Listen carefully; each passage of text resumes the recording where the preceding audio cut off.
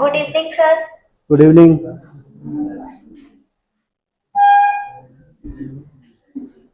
हाँ चलो, इधर ध्यान दो।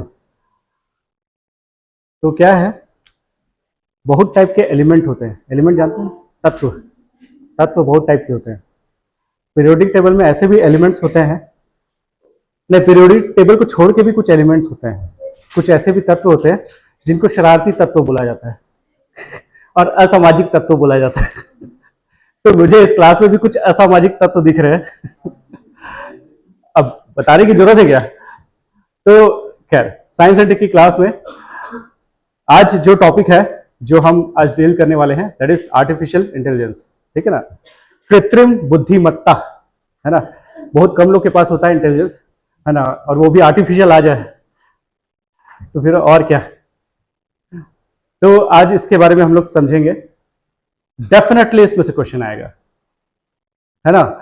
ऐसा टॉपिक है ये जिससे क्वेश्चन तो बनता ही है ना? और अगर नहीं डालता ना, है ना, तो 3-4 ना यूपीएससी या स्टेट पीएससी में ना एक लेटर डाल देना, कैसे कैसे आंसर या क्वेश्चन सेट करते हो आप लोग। मतलब जब इसका टाइम है, आर्टिफिशियल इंटेलिजेंस का टाइम है, तब क्वेश्चन नहीं पूछोगे तो क्या 10 साल बाद पूछोगे? हाँ, मतलब सिंपल चीज है। तो समटाइम्स ऐसा होता है कि कुछ लोग हमको रिजेक्ट करते हैं और हम समटाइम्स ऐसा होता है कि हम दूसरों को रिजेक्ट करते हैं। तो जिस समय आर्टिफिशियल इंटेलिजेंस का क्वेश्चन नहीं आया, तो आप मान के चलो कि आपको उसको रिजेक्ट कर देना है। ठीक है ना? क्योंकि इससे क्वेश्चंस बनने का पूरा पॉसिबिलिटी है।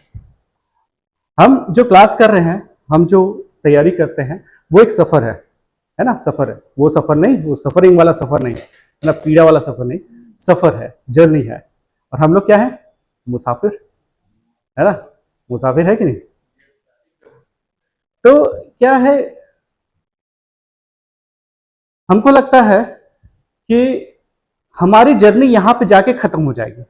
हर समय लगता है हमको। हमको लगता है कि जैसे ये एग्जाम निकल गया तो मेरी जर्नी खत्म, मेरी शादी हो गई तो मेरी जर्नी खत्म। बच्चे हो गए, जर्नी खत्म। उसका एजुकेशन हो गया तो वो जर्नी खत्म।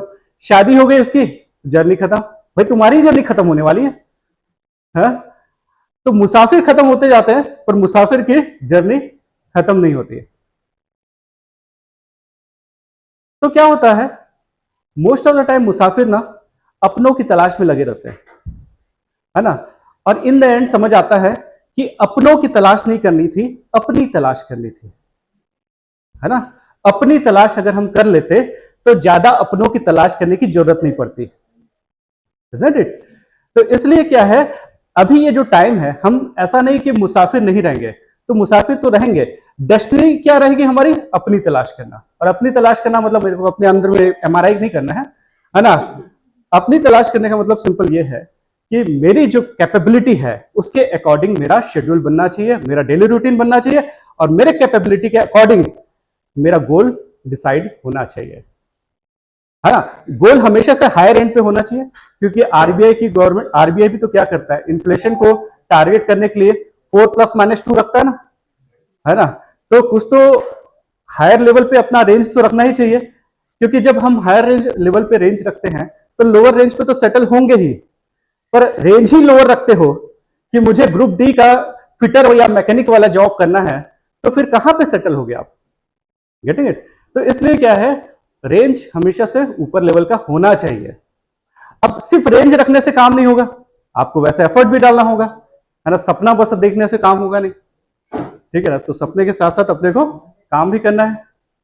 तो यही चीज है कि देखो, अपने कैपेबिलिटी के अकॉर्डिंग जो बेस्ट दे सकते हो उस हिसाब से अपना गोल सेट करो, है ना? जो बेस्ट दे सकते हो उस हिसाब से अपना गोल सेट करो। वो गोल आपसे, आपके कैपेबिलिटी से थोड़ा हाई होना चाहिए, अदरवाइज आप एफर्ट नहीं डालोगे, है ना? हम चाहते हैं कि एक्स्ट्रा एफर्ट डालें, क्योंकि जब एक्स्ट्रा एफर्ट डाल के सोने में अलग मजा है ना? नहीं तो ऐसे मोबाइल देख के 2 घंटे स्क्रीन टाइम देख के सोने में क्या मजा है बताओ? Isn't it? तो मजा तभी है जब मेहनत किए दिन भर में, उसके बाद जाके 2 मिनट में नींद आ गई। हाँ, ऐसा सोना जिसमें सपना ना है, क्योंकि सपना तो हमको दिन में देखना है ना? Yes please. ये सामने खाली है, क्वेश्चन नहीं पूछूंगा, आगे आ जाओ।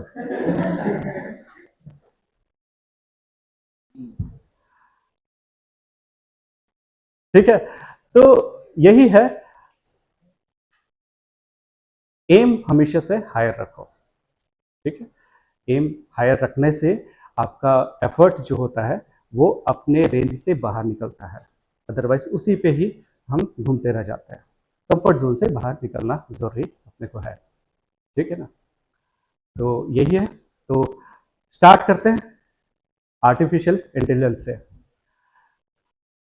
नाम से लग रहा है कि ऐसा इंटेलिजेंस जो कि आर्टिफिशियली इम्प्लांट किया जाता है।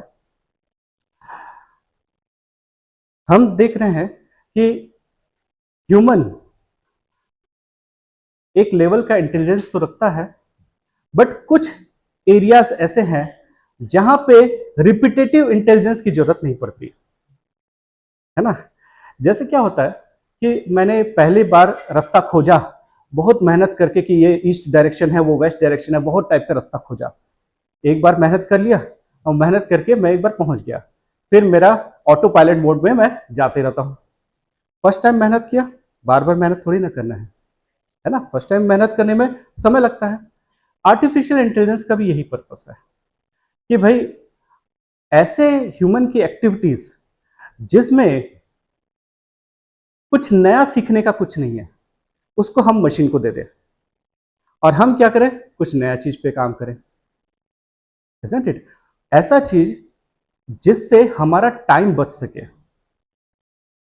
कंप्यूटर का इन्वेंशन का एकमात्र पर्पस ये था कि कंप्यूटर हमसे फास्ट है कैलकुलेशन में।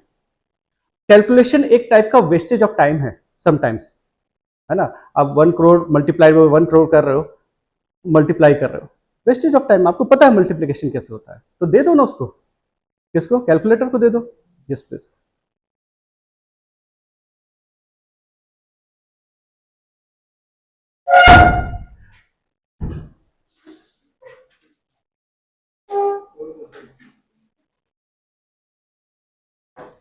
मैं बताया था ना दिल्ली वाला इंसिडेंट। मेरा फ्रेंड है, दोस्त जो था, वो ना बगल का जो चेयर था उसमें ना बैग रखे रहता था, है ना। और क्या है, कोई भी आता था तो लगता था कि ये रिजर्व है करके, और जैसी कोई ब्यूटीफुल गर्ल आती थी ना, वो बैग को हटा देता था। और जगह इतना सामने में जगह मिलना तो कोई भी गर्ल वहां पे आके बैठ जाती थी, क्योंकि इतना पीछे जाना पड़ेगा, 350-400 बच्चों की क्लास है। तो ये स्ट्रेटेजी हम लोग ना बहुत लेट से समझे। हम लोग देखते हैं कि ये हमेशा से एक बैग रखा रहता है और देखता है कि किसके लिए ऑक्यूपाई रखा है, इसका तो कोई दोस्त है नहीं करके। पर हर बार वो क्या करता था, बैग को ना हटा देता था जब कोई, हाँ, तो एम हायर। तो ये है। खैर, फिर से आते हैं। तो मेरा ये था कि ऐसा इंटेलिजेंस जो कि हमारी ह्यूमन एक्टिविटीज से, हमारी ह्यूमन की कैपेबिलिटी से लोअर लेवल पे है, एटलीस्ट वो टास्क को तो हम दे सकते हैं, क्योंकि हायर लेवल पे होगा तो वो हमको कंट्रोल कर सकता है, पर लोअर लेवल पे है तो क्या होगा कि हम उसको कंट्रोल कर सकते हैं। तो कुछ मिनिमम लेवल का इंटेलिजेंस की रिक्वायरमेंट है। फॉर एग्जाम्पल, अगर मैं वॉशिंग मशीन में कपड़ा डालता हूं तो हर समय मैं आइडेंटिफाई करूं कि कितना सोप डालूं, कितना पानी डालूं, कितना देर चलाऊं, है ना। तो अननेसेसरी वेस्टेज ऑफ टाइम है ना, कि रोज के रोज तौलूंगा कि हाँ इतना है तो इतना वॉशिंग पाउडर डलना चाहिए, वेस्टेज ऑफ टाइम, है ना। तो वैसे चीजों को देने दो इनको, मशीन्स को, है ना। कुछ लेवल का, मिनिमम लेवल का इंटेलिजेंस हम दे सकते हैं। फ्यूचर में डेफिनेटली एक चीज आने वाला है और वो है cooking. Cooking, cooking, yes. Cooking में क्या होता है ना, हमेशा से प्रॉब्लम होता है कि इतना नमक, इतना मिर्ची, इतना ये, और उसके कारण से टेस्ट में बहुत वेरिएशंस आ जाते हैं, है ना। तो अच्छे जो रेस्टोरेंट होंगे, जो बहुत हाई लेवल पे 5 स्टार्स वगैरह होंगे, वो लोग डेफिनेटली उस लेवल पे मेजरमेंट करेंगे जहां पे एक छोटा सा माइनर डिफरेंसेस भी नहीं होगा। अब ह्यूमन का जो हैंड है उसमें तो चेंजेस आ सकता है, पर उसमें नहीं आएगा। जहां पे भी प्रिसीजन लेवल की रिक्वायरमेंट है, वहां पे क्या होगा, आर्टिफिशियल इंटेलिजेंस की जरूरत होती है, क्योंकि ह्यूमन से एरर हो सकता है। ह्यूमन एक रेंज में काम करता है ना। हम मेहनत करते हैं, एफर्ट डालते हैं, तो उसी थोड़ा सा रेंज छोटा हो जाता है। जैसे क्या है कि कृष्णा आर्चरी किया, है ना, धनुष बाण चलाया, तो पहली बार में इधर उधर, मतलब मेन जो गोल है उसमें तो गया ही नहीं, इधर उधर गया। है ना। इसके बाद क्या किया, बहुत मेहनत करके किसी तरीके से क्या हुआ, उस जो सर्कल है उसके अंदर में लाया। पर फिर भी गारंटी दे सकता है कि मिडिल में ही जाएगा, नहीं। बट अगर अगर हमने क्या किया, अगर हमने आर्टिफिशियल इंटेलिजेंस के थ्रू किया, तो डेफिनेटली ये श्योर है कि आर्चरी बहुत करेक्ट तरीके से जाएगा, इजंट इट। तो ये तो खैर स्पोर्ट्स की बात है। मैं ये बताना चाह रहा था कि हम हमेशा से एक रेंज में काम करते हैं। अगर हम रेंज में नहीं काम करते ना, तो स्पोर्ट्स एज एन एक्टिविटी खत्म हो जाती है। देर इज ऑलवेज पॉसिबिलिटी कि आज मैं जीत जाऊं, कल आप हार जाओ, या वाइस वर्सा, वाइस वर्सा, है ना, है ना, वाइस वर्सा हो सकता है कि कल के दिन मैं जीत जाऊं, आप जीत जाओ, है ना। चलो उल्टा बोलते हैं, कल के दिन आप हार जाओ, मैं जीत जाओ। तो तो क्या है, हमेशा से पॉसिबिलिटी होती है, इसलिए स्पोर्ट्स है। जिस दिन स्पोर्ट्स में प्रिडिक्टेबिलिटी आ जाएगी, वहां पे स्पोर्ट्स खत्म हो जाएगा, इजंट इट। और बहुत सारे ऐसे एक्टिविटी हैं जहां पे प्रिडिक्टेबिलिटी जहां पे आ जाती है, वहां पे उसका रोल खत्म हो जाता है, ठीक है ना। तो इसलिए क्या है, आर्टिफिशियल इंटेलिजेंस उस जगह पे ज्यादा इंपॉर्टेंट है जहां पे प्रिसीजन की ज्यादा रिक्वायरमेंट है। जैसे ड्राइविंग हो गया, है ना, जैसे कुकिंग की बात किया मैंने। इसके अलावा हेल्थ केयर में जब सर्जरी होती है, सर्जरी के समय में आप प्रिसीजन की बहुत ज्यादा रिक्वायरमेंट है, ठीक है ना। और भी ऐसे कुछ एक्टिविटीज हैं, जैसे क्या है, जहां पे माइन्यूट भी बोलना चाहिए कि नेग्लिजेंस हार्मफुल हो सकता है। जैसे कोई स्ट्रक्चर बनता है, बड़ा बिल्डिंग बन रहा है, हाई राइज बिल्डिंग बनते हैं, उसमें आपने एक पिलर का कुछ सेंटीमीटर इधर उधर कर दिया आपने, तो हो सकता है स्ट्रक्चर कोलैप्स कर जाए, ठीक है ना, या तो ज्यादा दिन तक टिक ना सके। तो वैसे जगह पे आर्टिफिशियल इंटेलिजेंस की जरूरत है। हमको पता है कि मेजरमेंट क्या होना चाहिए, पर समटाइम्स इट हैपेंस कि ह्यूमन एरर तो हो सकता है, बिल्कुल। तो आर्टिफिशियल इंटेलिजेंस की दो जगह यूज हुआ। पहला चीज क्या, कि जिस जगह पे हमारा इंटेलिजेंस उससे कहीं हायर लेवल पे है, तो लोअर लेवल का इंटेलिजेंस हम दे दें। जैसे वॉशिंग मशीन को कितना वॉशिंग पाउडर डालना है ना। दूसरा क्या है, उस लेवल का प्रिसीजन हम दे सके जिस लेवल का प्रिसीजन हमको रिक्वायर्ड है कुछ जगह पे। जैसे क्या होता है कि अब पुराने समय में युद्ध होता था, लड़ाइयाँ होती थी, तो तलवार से मार रहे भाई, बगल में अपना सैनिक भी हो सकता है, होता है कि इंजर्ड हो जाए अपना ही सैनिक, और होता है ऐसे में। इसलिए स्ट्रिक्ट प्रोटोकॉल्स होते हैं आजकल के मिलिट्री के ऑपरेशंस में कि अपने लोग हर्ट नहीं होने चाहिए अपने गोली से, एटलीस्ट, है ना। ये इंपॉर्टेंट पार्ट है। तो ऐसे जगह पे जहां पे प्रिसीजन की बहुत ज्यादा रिक्वायरमेंट है, जैसे क्या है, हॉस्टेजेस, है ना, लोगों को बंदी बना के रख देते हैं। अब ऐसे कंडीशन में बंदी भी वहीं पे है और वहीं पे आपके एनिमी भी है। ऐसे में अगर आप ह्यूमन एरर कर दिए, तो हो सकता है हॉस्टेजेस मर जाए, है ना। पर प्रिसीजन के साथ अगर हम काम करें, हमारे पास वैसे टेक्नोलॉजी हो जिसमें हम आइडेंटिफाई कर सके कि ये सारे कौन है प्रिजनर्स, ये सारे एनिमी हैं और ये सारे हमारे हॉस्टेजेस हैं। तो ऐसे सारे जगह पे जहाँ पे ह्यूमन एरर की गुंजाइश कम से कम होनी चाहिए, वैसे जगह पे आर्टिफिशियल इंटेलिजेंस की जरूरत है। समझ गए ना। तो ये चीज है। नाउ डेज आप जान रहे हो कि चैट जीपीटी और ऐसा इस लेवल पे इसको रिवोल्यूशनाइज किया कि हम हर लेवल पे, एक इंडिविजुअल लेवल पे हम चैट जीपीटी और एआई का यूज कर रहे हैं। चाहे हम फोटो को मॉडिफाई करने में करें, है ना, या तो डेटा के मॉडिफिकेशन में करें, या व्हाट्सएप मैसेजेस भेजने में करें, हर जगह पे हम क्या कर रहे हैं, अब चैट जीपीटी का यूज कर रहे हैं। इसका मतलब यह है कि एआई अब हमारे डेली के लाइफस्टाइल में आ चुका है। फ्यूचर में आपके जितने होम अप्लायंसेस हैं, वो एआई पे काम करने वाले हैं, ठीक है ना। और ये अच्छी भी बात है। जैसे क्या है, अगर आप मोबाइल को देख रहे हो, मोबाइल भी आपको दिखता रहे तो हाँ, क्या है कि अगर आपके आईज का जो टेंशन है, रेटिना का जो ये है मूवमेंट है, ये सबको वो आइडेंटिफाई करके ये बता दे कि आप टायर्ड हो चुके हो, नाउ छोड़ दो मुझे, है ना। तो ये सारा चीज जो है, ये इंपॉर्टेंट है, क्योंकि हम जानते हैं कि हमारे यूथ का जो टाइम है मोबाइल पे बहुत ज़्यादा वेस्ट हो रहा है, जो कि इन्वेस्ट होना था, ठीक है ना, वो वेस्ट हो रहा है। तो इसलिए क्या है, आर्टिफिशियल इंटेलिजेंस की बहुत ज़्यादा रिक्वायरमेंट है हमेशा से। हर एक टेक्नोलॉजी का बेनिफिट भी है, नुकसान भी है, ठीक है ना।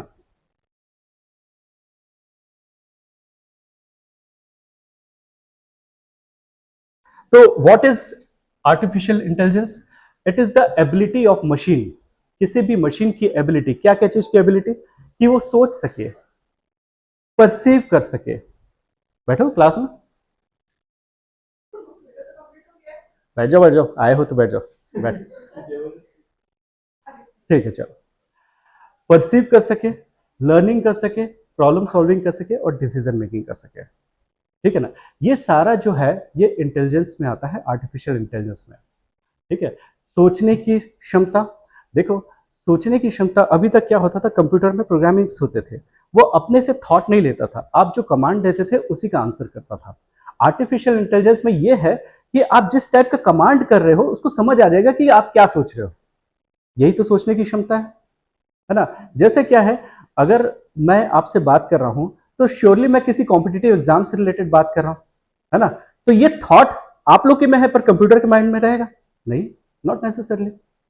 तो अगर हम उसके में ये इंटेलिजेंस डाल दें कि वो टेक्स्ट के साथ कंटेक्स्ट को भी समझ सके, है ना, समय विषय के साथ संदर्भ को भी समझ सके, तो वहां पे आर्टिफिशियल इंटेलिजेंस की जरूरत है।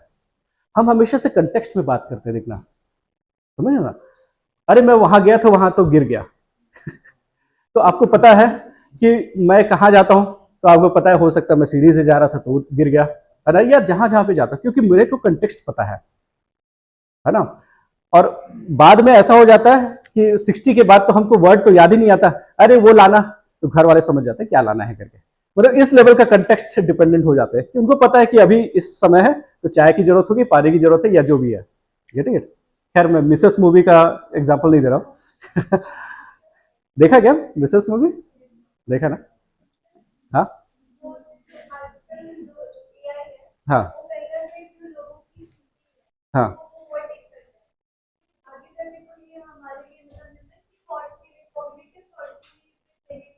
हाँ, देखो वही है ना, ये डिपेंड करता है। जैसे क्या है, मोबाइल में जब से नंबर स्टोर होने लग गया, तब से हमको लोगों का नंबर याद रहना बंद हो गया। अदरवाइज इससे पहले सबका नंबर याद रहता था। हाँ, देखो अब ये जो है शराब, कितने लोगों का नंबर याद करके रखा रहता था, अब उसको अपनी गर्लफ्रेंड का भी नंबर याद नहीं है। क्यों? क्योंकि मोबाइल के कारण से। बट स्टिल अगेन देखो, देखो कोई चीज हमको याद रहना, है ना, ये गार्बेज इंफॉर्मेशन है। जो चीज मेरे को कहीं से मिल जाएगा तो मैं क्यों गार्बेज इंफॉर्मेशन अपने माइंड में रखूं? समझना, ये कचरा है, कचरा इंफॉर्मेशन है कि मेरे को मोबाइल नंबर याद रखना, किसी का गाड़ी नंबर याद रखना, ये सारे कचरे इंफॉर्मेशन है। आप एनालिसिस के लिए बने हो, आप डिसीजन लेने के लिए बने हो, आप लॉजिक लगाने के लिए बने हो, है ना। और unfortunately most of the time हम दूसरे का माइंड उससे जज करते हैं कि वो कितना रट सकता है कितना रट सकता है, उससे हम उसका माइंड को जज करते हैं। न्यूज़पेपर में भी आता है कि 3 साल का बच्चा को सपोज 100 तक का टेबल आता है, अरे तो क्या हो गया रटा दिए उसको, उसको पता है भाई, उसका यूज पता है उसको, रटा दिए उसको, है ना। हम इंटेलिजेंस की बात इसलिए कर रहे हैं क्योंकि हम फैक्चुअल इंफॉर्मेशन ना रखें। फैक्चुअल इंफॉर्मेशन तो रिक्वायर्ड होता ही है, पर हम डिसीजन मेकिंग कर सके, हम लॉजिक अप्लाई कर सके उसके बेसिस पे। ठीक है ना। तो ये 3-4 चीजें हैं, क्या क्या?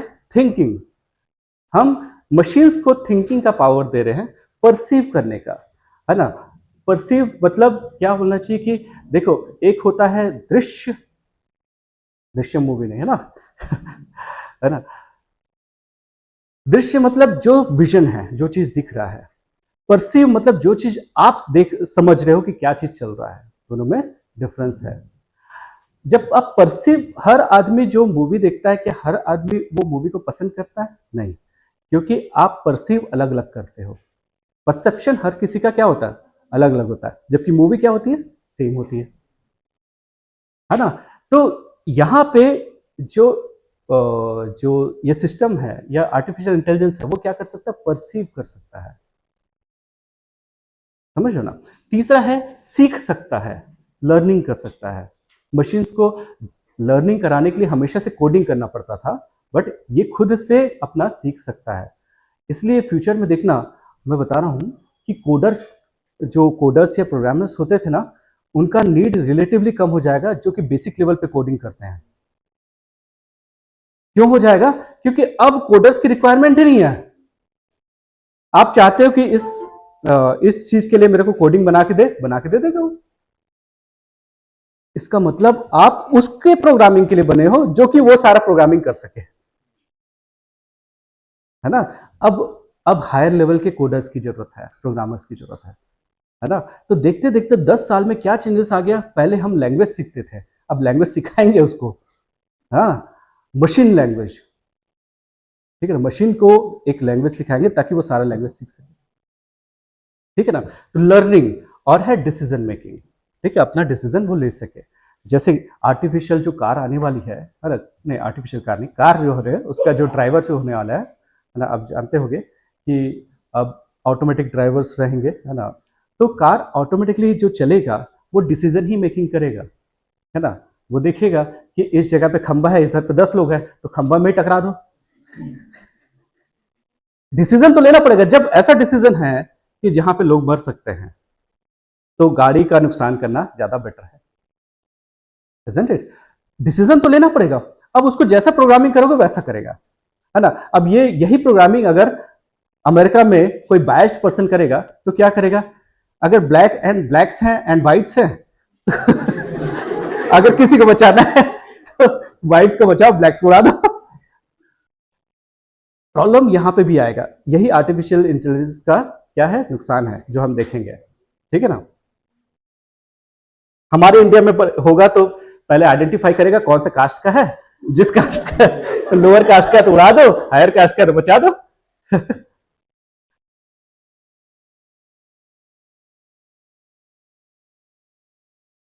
ठीक है, तो समझने, सीखने, समस्या सुलझाने, निर्णय लेने और अ, हाँ, ये सारा चीज इंपॉर्टेंस क्या है एआई का।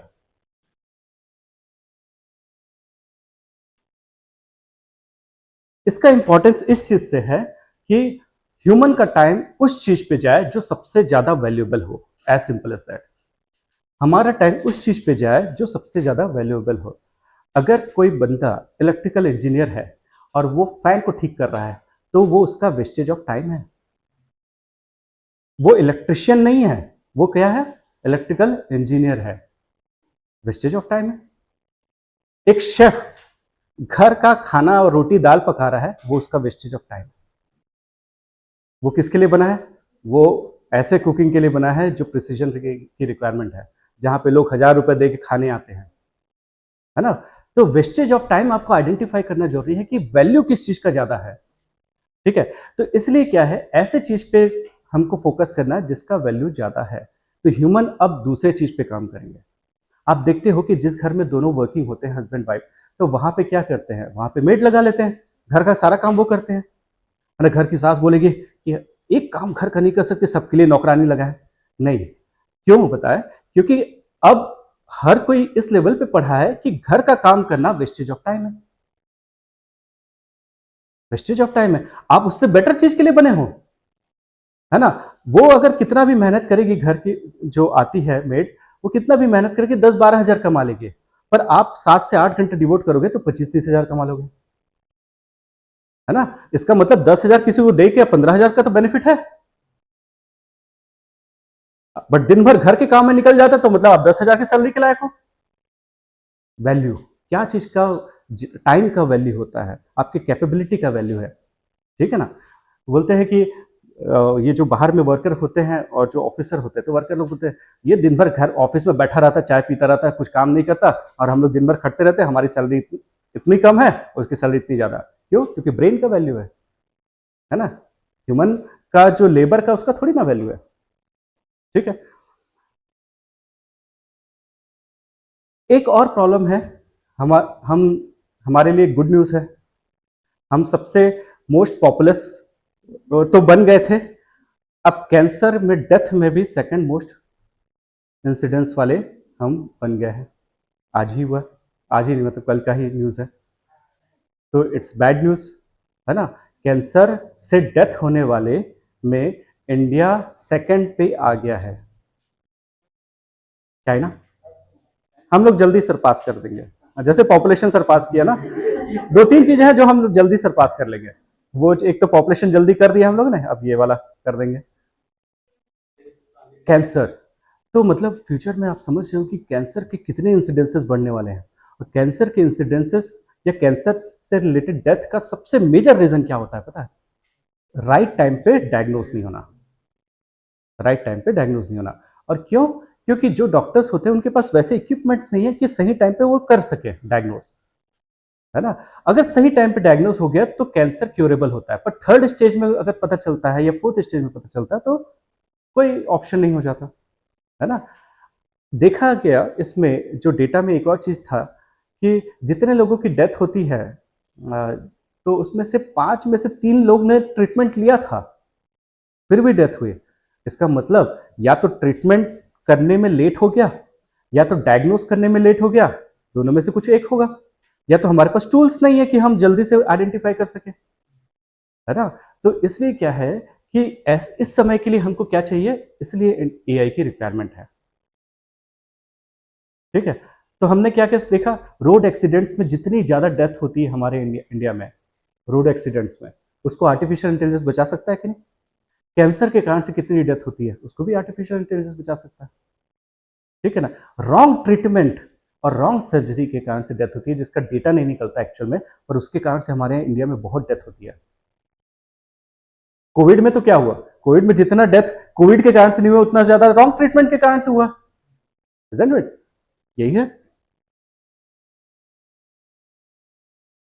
एक और चीज है कि जब वॉर लड़ा जाता है तो वॉर लड़ा जाता है तो क्या होता है, ह्यूमन, या जैसे नक्सल का मूवमेंट है या टेररिस्ट का मूवमेंट है, वैसे जगह पे भी आर्टिफिशियल इंटेलिजेंस की रिक्वायरमेंट है ताकि हमारा ह्यूमन का लॉस कम से कम हो, है ना? कैसे अपन करेंगे वो देखेंगे अपन।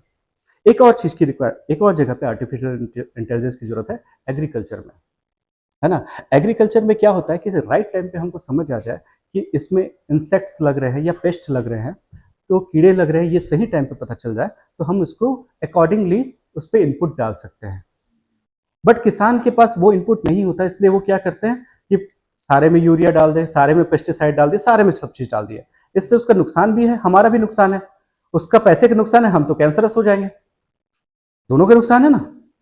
इसका मतलब कैंसर को बचाने का एक और तरीका यह है कि हम कम से कम केमिकल्स का यूज करें। और वो किसान को कैसे पता चलेगा कि कितने केमिकल्स या रसायन की जरूरत है, तो वो आर्टिफिशियल इंटेलिजेंस समझ आएगा। ठीक है ना? तो ये भी एक है। तो ये सारे इसके इंपॉर्टेंस है।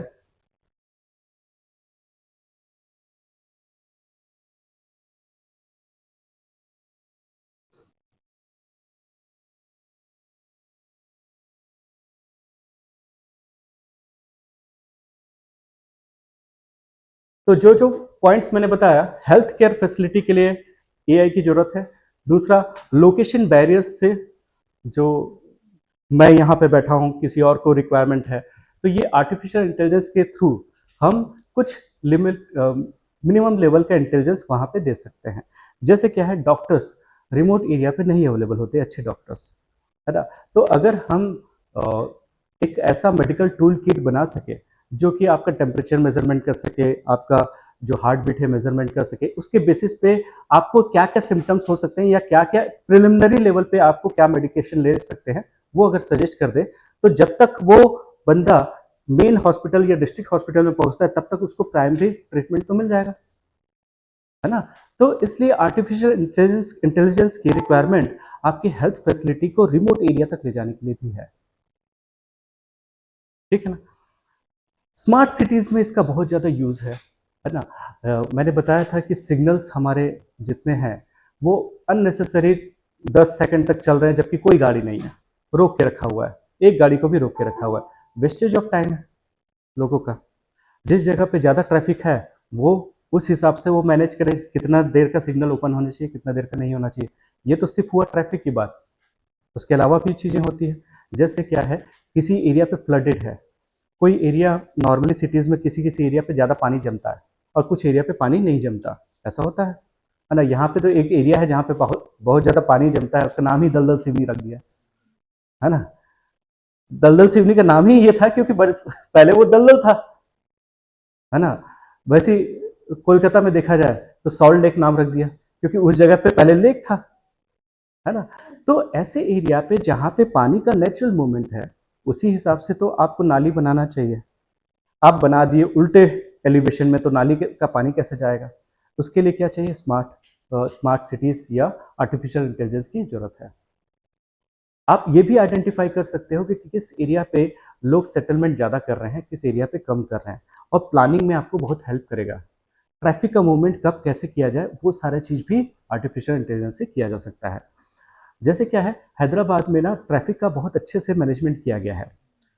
हैदराबाद में क्या होता है कि जाने वाले का ट्रैफिक का एक अलग रूट बनाया गया है, आने वाले का ट्रैफिक का एक अलग रूट बनाया गया है, और दोनों ही इस टाइप का बनाया गया है कि मिनिमम हिंड्रेंस के साथ आप मैक्सिमम डिस्टेंस पे जा सकते हो कम टाइम पे, है ना। ये प्लानिंग की जरूरत है। जब आपको पता है कि आपका आईटी हब उधर है, 10 बजे या 9 बजे सारे लोग उधर ही जाते हैं, तो आप उस समय उस तरीके से आप प्लान कर सकते हो रोड्स का, ठीक है ना।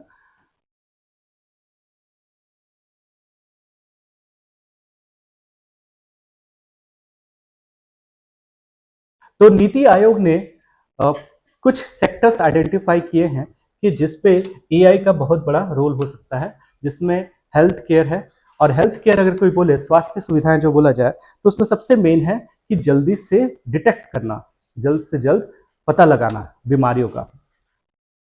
एग्रीकल्चर के लिए क्या जरूरत है? एग्रीकल्चर में किसानों का इनकम को बढ़ाने के लिए, क्योंकि मोदी जी का ये है कि भाई किसानों का इनकम को डबल करना है। अब किसानों का इनकम डबल करना है मतलब दो तरीके से, या तो उसके जो प्रोडक्ट है उसका प्राइस अच्छे प्राइस पे बिके, या तो उसका कॉस्ट या लागत कम लगे। तो एआई रहेगा तो लागत कम लगेगी, है ना। हम बताएं कि लागत क्यों कम लगेगी? क्योंकि खाद कम डालना पड़ेगा, या प्रिसीजन के साथ डालोगे, या पेस्टिसाइड्स जो है कम डालना होगा। वेदर का फोरकास्टिंग कर सकोगे कि कहाँ पे कितना बारिश हो सकती है, किस समय बारिश होने वाली है, ताकि उस हिसाब से आप बुआई करो, सोइंग करो। आप देखोगे कि किसान को लगता है कि पहली बारिश होती है तो जून में चला जाता है और बुआई कर देता है, सोइंग कर देता है, 2-4 दिन बाद बारिश ही बंद हो गई। अब उसके बाद उसको टैप से नल से पानी निकाल निकाल के डालना पड़ता है, बिजली का भी खर्चा, तो कॉस्टिंग तो बढ़ रहा है। अगर हमारे पास सही प्रिसीजन के साथ इनपुट रहे तो हम इस चीज़ को रोक सकते हैं, कॉस्टिंग को बचा सकते हैं। एजुकेशन के लिए भी इम्पॉर्टेंट है, क्योंकि क्या होता है कई जगह पे रिमोट एरिया पे अच्छे टीचर्स या अच्छे इंस्टीट्यूट नहीं मिल पाते, जिसके कारण से एआई आपको इसमें हेल्प कर सकता है। अब उसका मिसयूज भी है। होमवर्क मिलता था घर में बच्चे लोग को, जाके उसको अपलोड कर दिए, तुरंत से आंसर मिल गया, आंसर लिख के डाल दिए। ये भी मिसयूज है। बच्चे लोग करने वाले हैं, देखना अगला जनरेशन ऐसे ही करने वाला है। क्या करेगा? होमवर्क मिलेगा, अपलोड कर दिए, ठीक है मिल गया आंसर, चलो लिखते हैं, है तो। और एक और चीज जो मैं अभी बाइक में चलाते चलाते सोच रहा था कि फ्यूचर में ऐसा होने वाला है, जैसे हम लिखते हैं ना, है ना, लिखना भी समटाइम्स वेस्टेज ऑफ टाइम है, समटाइम्स, है ना, पर अभी आपके लिए नहीं है ना। समटाइम्स वेस्टेज ऑफ टाइम है कुछ चीजों को नोट डाउन करना, है ना। अब ये इसका मिसयूज क्या होने वाला है कि आपका हैंडराइटिंग को उसने आइडेंटिफाई कर लिया, किसने? एआई ने। आपके हैंडराइटिंग के हिसाब से उसने पूरा नोट डाउन कर दिया, गेटिंग इट। और ये बिल्कुल पॉसिबल है, बिल्कुल पॉसिबल है, क्योंकि वो पैटर्न समझता है, ठीक है ना। स्मार्ट सिटीज बता दिया, स्मार्ट मोबिलिटी एंड ट्रांसपोर्टेशन, ये सब के लिए नीति आयोग ने प्लान किया है कि एआई की जरूरत है। अब इसके में चैलेंजेस क्या है, आप लोग बताओ, क्या क्या चुनौतियां हैं, क्या क्या चैलेंजेस है हमारे इंडिया में एआई के लिए, क्या क्या प्रॉब्लम्स हैं, या इसके क्या क्या मिसयूज हो सकते हैं, वो सारे।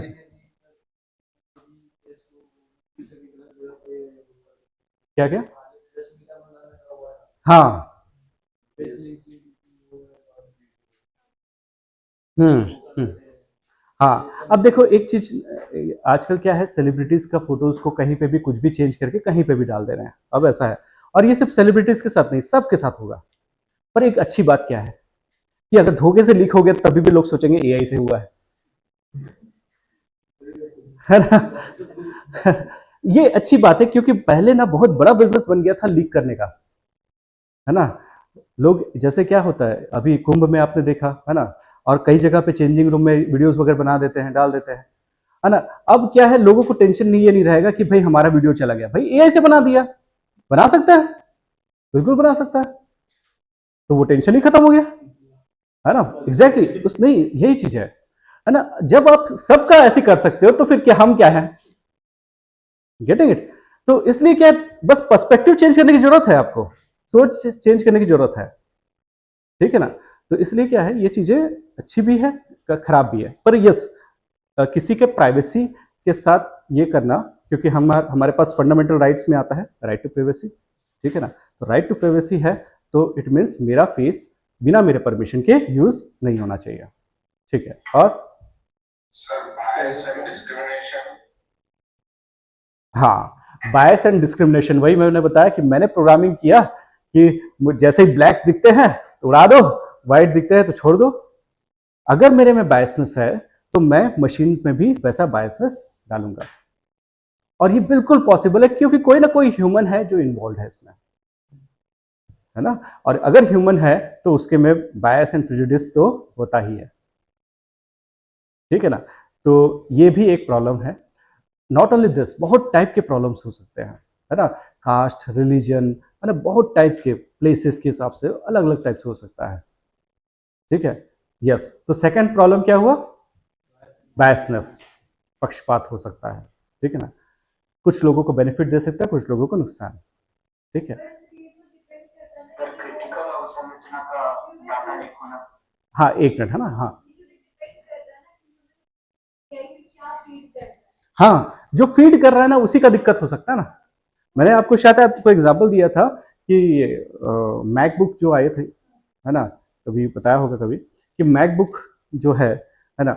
उसमें वो आइज को कैप्चर करता है ना? और आइज के रेटिना को कैप्चर करके वो ओपन कर देता है, ठीक है?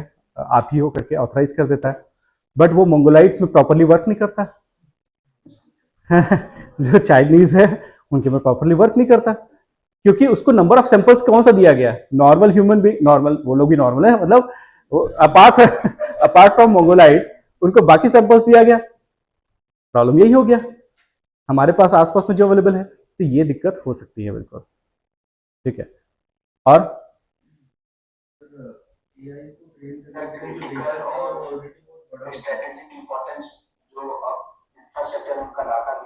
हाँ, यहाँ पे एक बड़ा प्रॉब्लम हो सकता है कि जो एआई के पास इतना डाटा है तभी वो इतना काम कर पा रहा है ना? सिंपल चीज है, इसका मतलब उसके पास डाटा का बहुत ज्यादा रिसोर्सेस है। तो हो सकता है कि वो वैसे डाटा को भी वो ले रहा है नेट से उठा के या इधर उधर से उठा के, जो कि एक्चुअल में सेंसिटिव है किसी कंट्री के लिए, और जो नहीं होना चाहिए, मतलब जो लीक नहीं होना चाहिए। तो ये आर्टिफिशियल इंटेलिजेंस का एक नुकसान भी है।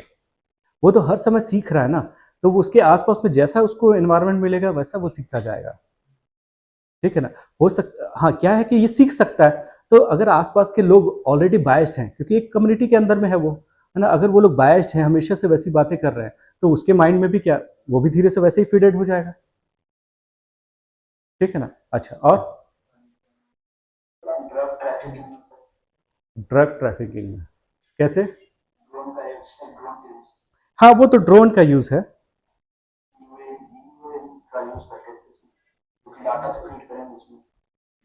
ठीक है, ठीक है, और कुछ?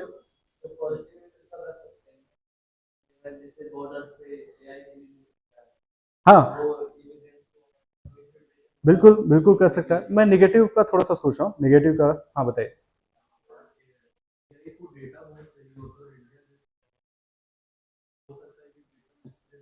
Exactly exactly. हाँ, ये एक बहुत बड़ा इशू है हमारे यहाँ इंडिया में, क्योंकि हमारे पास डेटा का कोई दिक्कत नहीं है। इंडिया में कोई भी है, सबको बहुत सारा डेटा हम इजीली दे देते हैं। ट्रेन में बैठे बैठे बता देते हैं मेरा बच्चा उधर पढ़ता है, मेरा ये कहता है, सब यहाँ पे एक प्रॉपर्टी है, उधर पे ये है, सारा बता देते हैं, जिसको हम जानते भी नहीं, उसका नाम नहीं जानते, उसको हम पूरा खानदान बता दिए, है ना? क्योंकि एज सच हमारे इंडिया में आइडेंटिटी थेफ्ट वाला अभी तक कंसेप्ट हम फील नहीं कर पाए कि ये भी एक थेफ्ट होता है करके, ठीक है ना? तो ये आप देखोगे कि किसी सोशल मीडिया में किसी ने बोला कि मुझे ग्रुप स्टडी करना है, तो सब लोग अपना नंबर डाल दिए कि मेरे साथ ग्रुप स्टडी करो, मेरे साथ ग्रुप स्टडी करो, बहुत सारे रहते हैं देखना। अब भाई ये नंबर्स कोई ना कोई तो देख रहा है ना? वो साइबर फ्रॉड वाला हो सकता है, वो बहुत टाइप का इंसान हो सकता है, ठीक है? तो यस, ये एक बड़ा प्रॉब्लम है। हाँ बताओ, और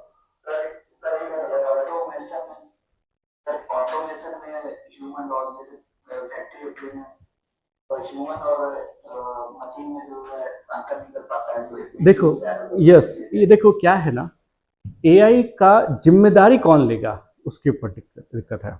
कि जैसे भोपाल गैस ट्रेजेडी हुआ, है ना, गैस लीक हुआ, तो उसका रिस्पॉन्सिबिलिटी तो चलो उसका चेयरमैन था, उसके ऊपर गया। बट भाई अगर कोई मशीन्स हमने क्या किया, हमने सेल कर दिया, सब में एआई है, उसमें से एक आध मशीन फॉल्टी निकल गया, तो उसके मैन्युफैक्चरर को पकड़ोगे कि उसके प्रोग्रामर को पकड़ोगे कि उसको यूज़ करने वाले को पकड़ोगे? यूज़ करने वाला बोले, मैन्युफैक्चरर बोलेगा आपने जो सिखाया वो वही करता है। तो यूज़र बोलेगा कि आपने उसको गलत मैन्युफैक्चर किया है। अल्टीमेटली रिस्पॉन्सिबिलिटी खत्म हो जाएगी। अभी क्या है, कोई एक्सीडेंट करता है तो फिर भी 10 में से एक आध बच्चा, एक आध आदमी को पकड़ लेते हो, है ना, पर उस समय तो किसको पकड़ोगे, ऐसा है। ठीक है, यस, अकाउंटेबिलिटी एंड रिस्पॉन्सिबिलिटी एक बड़ा इशू है इसके साथ, एआई के साथ। जिम्मेदारी कौन लेगा? हाँ,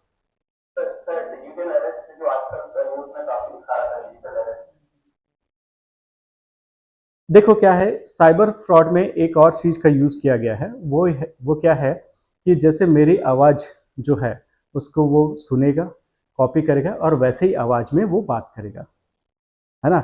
ये ऑलरेडी हो चुका है, इस टाइप का फ्रॉड चालू हो चुका है ना। तो वो एआई का ही यूज हो रहा है। उसने मेरे बात करने का टेक्निक सीखा, इसके बाद क्या किया, मेरे वाइफ को फ़ोन किया, वाइफ को फ़ोन किया कि मुझे पैसे की ज़रूरत है, उसको लगा कि मैं ही बात कर रहा हूँ, उसने पैसा ट्रांसफ़र कर दिया और फ्रॉड हो गया। और ये एआई से ही हुआ। ठीक है ना, साइबर फ्रॉड में इसका मिसयूज़ हो सकता है। ठीक है ना। और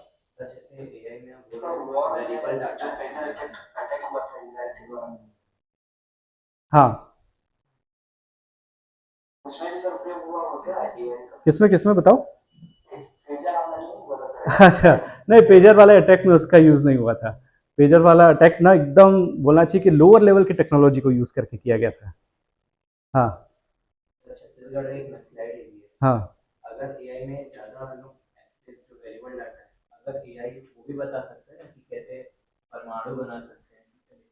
हम्म, हम्म। देखो ये है क्रिमिनल एक्टिविटीज। अभी देखो रिसेंटली बहुत सारे क्रिमिनल एक्टिविटी की कैसे चोरी किया जाए इस घर पे, फोटो डाल दिए, है ना, वो 10 टेक्निक बता देगा। सीसीटीवी का मैंने फुटेज पूरा डाल दिया, कितने, 8-10 दिन का या 1 साल का डाल दिया। अब बताओ कि कौन किस किस आदमी का मूवमेंट कितना परसेंट चांस है कि इस समय रहेगा, निकल जाएगा तुरंत से। पता चल जाएगा कि इस टाइम पे कोई नहीं रहता या इस टाइम पे एक ही आदमी रहता है। बिल्कुल होगा ये। ठीक है ना। तो किसी भी टाइप के क्रिमिनल एक्टिविटी में इसका मिसयूज बिल्कुल हो सकता है। ठीक है। तो यस, आर्टिफिशियल इंटेलिजेंस का ये सारे मिसयूज हैं। आप देखोगे कि अगर हम स्लाइड में देखेंगे तो वही सारे मिसयूज दिखेंगे, चैलेंजेस जो दिखेंगे वही सारे हैं।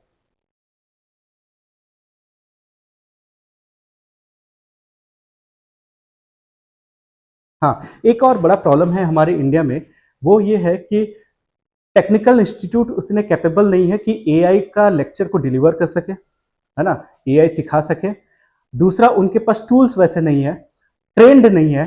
तो हम क्या है, हमारे पास जितने इंजीनियर की रिक्वायरमेंट है एआई के लिए, उससे कहीं कम इंजीनियर्स हमारे पास हैं अभी। अभी तो हम सिर्फ एप्लीकेशन को सीखने में लगे हुए हैं। भाई बनाने में तो बहुत दूर की बात है, टेस्टिंग और डेवलपमेंट में नहीं आ पाए हैं हम किसी का जो आर्टिफिशियल इंटेलिजेंस का किसी का सिस्टम है उसी को ही हम टेस्टिंग करते रहते हैं। हमारे सॉफ्टवेयर इंजीनियर्स को भी देखोगे तो उनको डेवलपमेंट में नहीं डाला जाता, है ना, जो काम करते हैं बाहर में उनको टेस्टिंग वगैरह पे डाला जाता है, सॉफ्टवेयर बन जाता है उसको बस टेस्ट करते हैं, है ना। तो ये सारी चीज पे नॉर्मली डाला जाता है। तो हमको क्या चाहिए, क्योंकि only 4% of Indian AI professionals are trained. ठीक है, तो ये एक बड़ा नुकसान है। और भी है कि गवर्नमेंट का इंस्टीट्यूशन या इंफ्रास्ट्रक्चर उतने स्ट्रांग नहीं है कि एआई से रिलेटेड कोई भी प्रॉब्लम्स को सॉल्व कर सके। मतलब क्या है, पहला चीज, एक तो लॉ में कुछ चेंजेस आना जरूरत है ना, क्योंकि स्टेट्यूटरी कुछ ना कुछ तो लॉज की रिक्वायरमेंट है कि एआई किसके अंडर में आएगा। पहले अपने पास एक आईटी एक्ट था, इसको भी हमने कुछ सेक्शंस को खत्म कर दिया, तो अब एआई के लिए स्पेसिफिक एक्ट की रिक्वायरमेंट है हमारे पास। ठीक है ना। दूसरा क्या है, हमारे पास वैसे कैपेबिलिटी या वैसे इंस्टीट्यूशन की जरूरत है जो कि एआई उसको प्रॉपर एआई से कोई भी क्रिमिनल एक्टिविटी है उसको समझ सके। तो क्राइम के लिए जैसे साइबर फ्रॉड के लिए अलग से साइबर क्राइम ब्यूरो बनाया गया, वैसे ही क्या है आर्टिफिशियल इंटेलिजेंस के लिए भी आपको अलग से बनाना पड़ेगा जो स्पेशलिस्ट हो उस पे। तो ये एक हमारे पास इशू है कि हमारे पास ना तो एजुकेशनल इंस्टीट्यूट ट्रेंड है, ना तो वैसे इंजीनियर्स हैं, ना बोला जाए तो वैसे इंफ्रास्ट्रक्चर भी हमारे पास रेडी नहीं है। ठीक है ना, तो ये सारे एक प्रॉब्लम्स हैं हमारे पास। अब ये प्री स्पेशल फैक्ट है जो कि आपको जानना है कि एआई टेक्नोलॉजी के अलग अलग बोलना चाहिए कि इसके अलग अलग टेक्नोलॉजीज हैं एआई के अंदर में। जैसे एक होता है मशीन लर्निंग, दूसरा होता है डीप लर्निंग, तीसरा है नेचुरल लैंग्वेज प्रोसेसिंग, चौथा है कंप्यूटर विजन।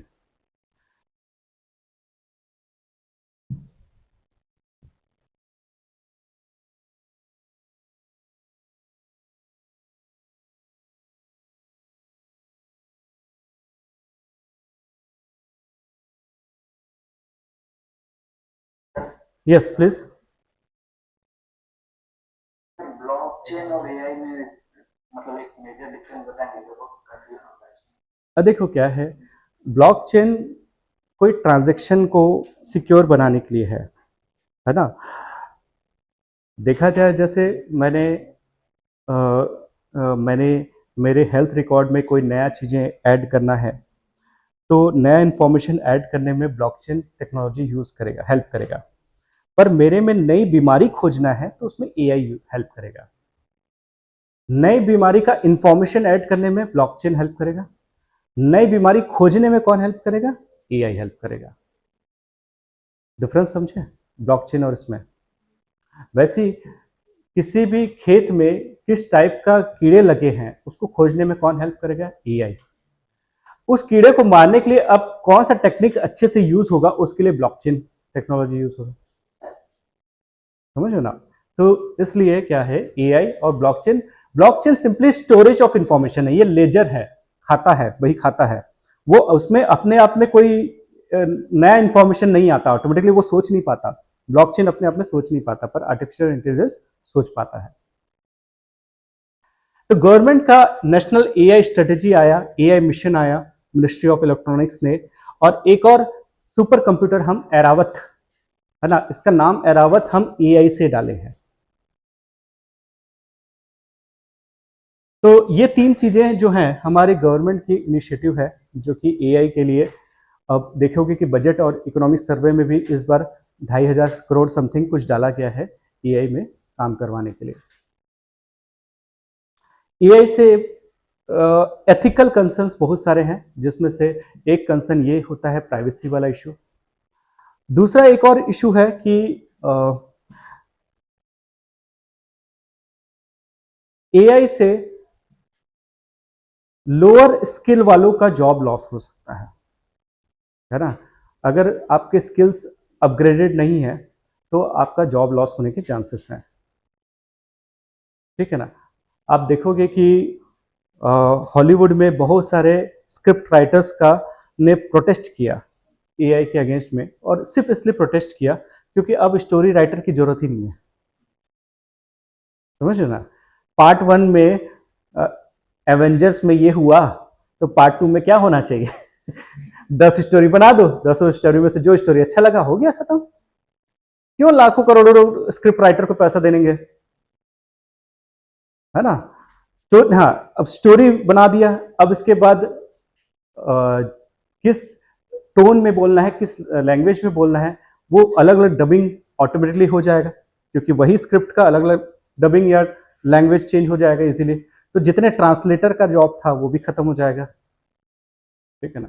तो बहुत सारे ऐसे चीजें हैं जो खत्म हो जाएंगे। हाँ, अब देखो, अब आपको क्या करना होगा, इवन स्टोरी राइटर्स भी क्या करेंगे, स्टोरी राइटर्स उसको बताएंगे कि नहीं इस टाइप में इस टाइप का ट्विस्ट डालो, तो वो फिर उस टाइप का ट्विस्ट बना के 5-6 और स्टोरीज बना देगा। तो आपका काम क्या रह गया, उसको एक्स्ट्रा चीजें बताना, बस उसको ठीक करना, और वो स्टोरी अलग अलग तरीके से बनाते जाएगा जब तक आपके हिसाब से ना बने। तो आपका जो स्टोरी लिखने में 3 महीने जाता था वो 1 घंटे में बन गया। ठीक है। बस आप चाहते हो उसमें कुछ ट्विस्ट लाना और वो ट्विस्ट को आप ऐड करते जा रहे हो, बस खत्म हो गया। आइडियाज तो मिल रहे हैं आपको। पीएचडी के लिए भी, रिसर्च के लिए भी बहुत सारे आइडियाज उसमें मिल जाएंगे आपको कि भाई अभी तक यहां तक रिसर्च हुआ है तो अब क्या क्या स्कोप है। पीएचडी में देखा जाए तो 1 साल 1.5 साल सिर्फ किस में वेस्ट होता था पता है? किस पे रिसर्च करना है ना। एक्चुअली 5 साल पीएचडी में इसलिए लग जाता है कि 1-1.5 साल तो पहले जर्नल स्टडी करो, पुराना क्या क्या हुआ है, अब समझ आएगा कि हम कहाँ पे करें, कौन से लेवल पे स्टडी करना है। क्योंकि जिस समय आपको समझ आ गया कि मेरे को इस पे पढ़ना है तो पीएचडी में 2 साल में आराम से हो जाएगा। प्रॉब्लम होता है कि 2 साल आपको खोजने में लग जाता है, ठीक है ना। तो ठीक है, एआई का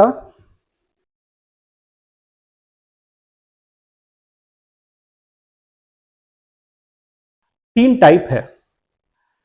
पहला है वीक एआई, जो हम यूज करते हैं वो है वीक एआई, ठीक है ना, जो स्पेसिफिक टास्क के लिए बना है। जैसे क्या है ये, जैसे फेशियल रिकॉग्निशन करना, चैट जीपीटी या गूगल का असिस्टेंट या सीरी या एलेक्सा, ये सब ना वीक एआई में आते हैं, जिसके पास सोचने की क्षमता है पर लिमिटेड अमाउंट में।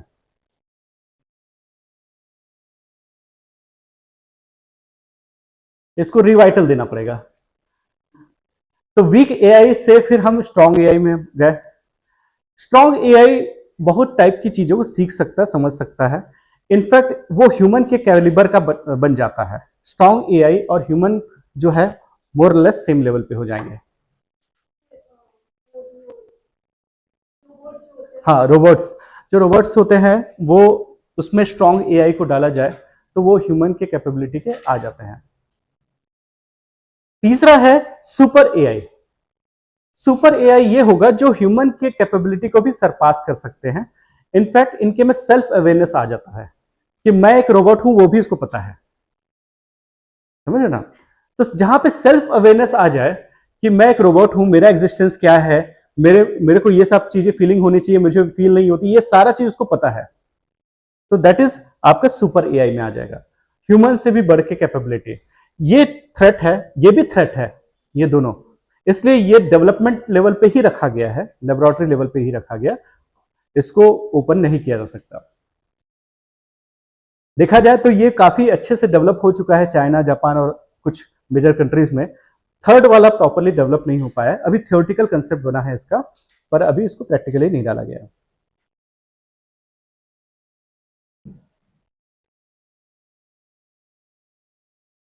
कुछ टेक्निकल वर्ड्स हैं जिसको जानना जरूरी है। जैसे आर्टिफिशियल इंटेलिजेंस क्या है? Machine based intelligence that mimics human cognitive function, है ना। ऐसा इंटेलिजेंस जो कि मशीन में डाला जाता है आर्टिफिशियली, जो ह्यूमन के इंटेलिजेंस को कॉपी करता है। मशीन लर्निंग क्या होता है? जहां पे वो सीखता है डेटा से बिना प्रोग्रामिंग किए। जैसे क्या है कि आपकी गाड़ी, है ना, अगर आपकी गाड़ी ये देखती है कि आपके गाड़ी में फ्यूल में कितना कम है, कितना ज़्यादा है। दूसरा, फिर ये आइडेंटिफाई करती है कि आपके टायर में कितना वियर एंड टीयर हुआ है। फिर ये देखती है कि ऑयल जो है, इंजन ऑयल है, उसके बदलने की जरूरत है कि नहीं। ये सारा प्रिडिक्ट करके, सारा आइडेंटिफाई करके बता दे कि अभी सर्विस की जरूरत है, अभी ये सारी चीज़ों को चेंज करने की जरूरत है। तो मशीन में आपने वो इंटेलिजेंस डाला बेस्ड ऑन डेटा, आपने डेटा कलेक्ट करता गया, वो टायर का डेटा कलेक्ट करता गया, आपकी एक्टिविटी का डेटा कलेक्ट किया।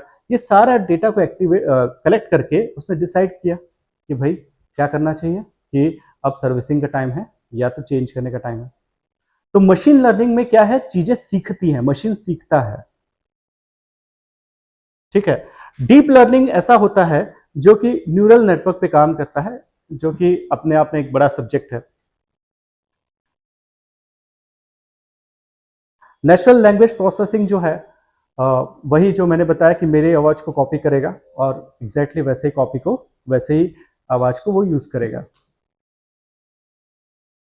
नेचुरल लैंग्वेज प्रोसेसिंग में 3-4 चीजें और होती है कि जैसे मैं किस टोन में बोल रहा हूं, है ना। कोई बच्चा है बार बार इरिटेट करता है, जा उधर जाके मर जा करके, है ना। अब वो टोन समझेगा ना कि भाई वो एक्चुअली ही डजंट मीन कि मैं जाके मर जाए, है ना, वो बस बोल रहा है कि जा दूर जा करके। पर हम ह्यूमन ऐसे बहुत सारे वर्ड्स या सेंटेंसेस यूज करते हैं जिसका लिटरल मीनिंग नहीं होता है ना, जिसका बस मीनिंग ऐसा ही होता है। तो अगर नेचुरल लैंग्वेज प्रोसेसिंग नहीं होगा तो रोबोट वही इंस्ट्रक्शन को फॉलो करने लग जाएगा, जाके मर जाएगा। समझ रहे हो ना? इसलिए नेचुरल लैंग्वेज प्रोसेसिंग बहुत इंपॉर्टेंट पार्ट है कि किस टोन में आप बात कर रहे हो उससे। ठीक है।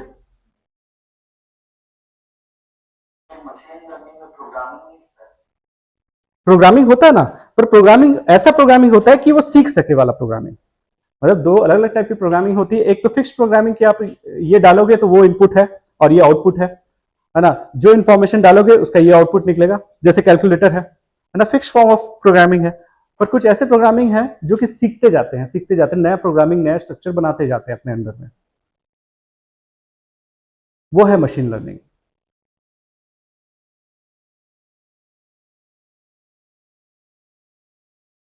ठीक है, तो ये पार्ट आपका खत्म होता है एआई वाला। कोई पूछे कि एआई में कौन कौन सी नैतिकता या एथिक्स वाला इशू है, तो आप तीन चीजें बोलोगे मेनली। पहला चीज बायसनेस बताओगे कि वो पक्षपाती हो सकता है। दूसरा, वेपन्स जो एआई से आएंगे, है ना, वो जो वेपन्स हैं ये ह्यूमन के एग्जिस्टेंस को खतरा हो सकता है। ठीक है ना। प्राइवेसी इशू, और चौथा है अकाउंटेबिलिटी। ठीक है, प्राइवेसी, अकाउंटेबिलिटी, बायसनेस, और हाँ, हम्म, तो ये सारे इश्यूज हैं जो कि एथिकल कंसर्न्स इसमें आते हैं।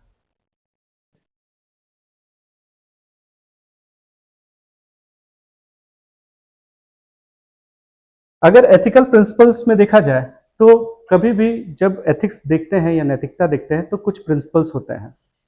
Principle of बेनिफिशियंस। बेनिफिशियंस, बहुजन हिताय बहुजन सुखाय, है ना। बेनिफिशियंस मतलब यही है कि कभी भी एआई का use best interest of humans होना चाहिए। मैंने बोला ना कि 10 आदमी है और उधर खंबा है तो खंबा से टकराए, तो पहला एथिकल इशू क्या है कि वो मैक्सिमम लोगों के इंटरेस्ट पे काम करे, है ना। दूसरा क्या है, नॉन मेल एफिशिएंस। इसमें क्या है, ह्यूमन को हार्म नहीं करना है। देखा जाए तो in none of the case robots इतना कैपेबल ना हो जाए कि ह्यूमन को हार्म करे। दोनों वैसे सेम लगता है, पर ये एक निगेटिव कंटेक्स्ट में है, ये पॉजिटिव कंटेक्स्ट में है। देखो, मैं बोला कि सबका फायदा करना चाहिए और दूसरा बोला कि किसी का नुकसान नहीं करना चाहिए, दोनों में डिफरेंस है ना, है ना। इसमें बोला है कि किसी को नुकसान नहीं करना चाहिए और इसमें क्या बोला है, सबका फायदा करना चाहिए। ठीक है ना। तीसरा क्या है कि मैं नहीं चाहता मैं किसी भी टाइप के एआई का पार्ट बनूं, है ना। तो वॉलेंटरी होना चाहिए, किसी के ऊपर फोर्सफुली नहीं आना चाहिए कि आपको यूज करना ही पड़ेगा एआई को, आपके ऊपर निर्भर होता है। और एआई का यूज ऐसे हो या यूटिलाइजेशन ऐसे हो कि सभी को उसका बेनिफिट इक्वली फेयरली मिले, इक्वली नहीं फेयरली मिले। तो ये चार प्रिंसिपल पे एथिक्स, ये एआई काम करना चाहिए। पहला है उपकार वाला, बहुजन हिताय वाला। दूसरा, किसी में दुर्भावना उसके में नहीं होना चाहिए। स्वायत्ता का अधिकार हमारा होना चाहिए, है ना, कि भाई हम एआई यूज नहीं करना चाहते तो आप फोर्स नहीं होना चाहिए कि एआई का यूज करो। और चौथा है न्याय, कि वो फेयर तरीके से काम करे। किसका? हाँ, इसका इंग्लिश में था जस्टिस। जस्टिस, जस्टिस का मतलब उसमें फेयर, फेयरली डिस्ट्रीब्यूटेड, फेयरली।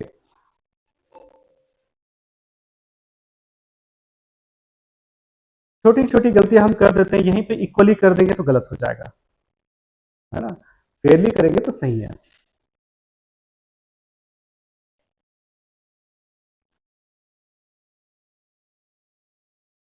उचित मिले और बराबर मिले, दोनों में डिफरेंस है?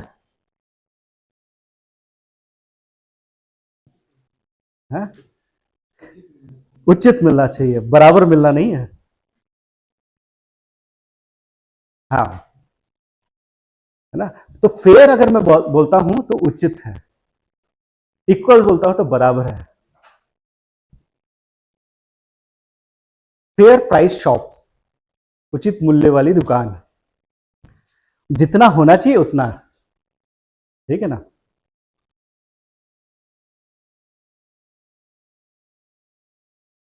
तो एक क्वेश्चन सॉल्व कर लो।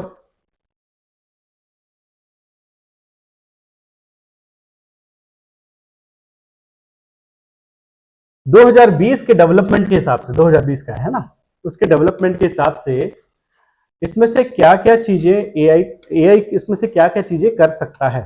2020 इसलिए क्योंकि इस क्वेश्चन 2020 का था, है ना। खैर अभी अगर आएगा तो उसमें तीन चार ऑप्शन अलग हो जाएंगे, पर आइडेंटिफाई करने की कोशिश करो क्या क्या चीजें हो सकती हैं। बिजली का, हाँ क्या, मटरू की बिजली का मंडोला। हाँ, बिजली का जो कंजम्पशन है उसको कम करने में बहुत हेल्प करेगा एआई, है ना। आदमी नहीं है तो लाइट बंद करो, जितने आदमी है उतना लाइट चालू करो, इजंट इट। जितनी गर्मी है उतना एसी चला, तो कितना अपन बंद चालू करते रहेंगे। करने दो भाई एआई को, बिजली बिल बचेगा।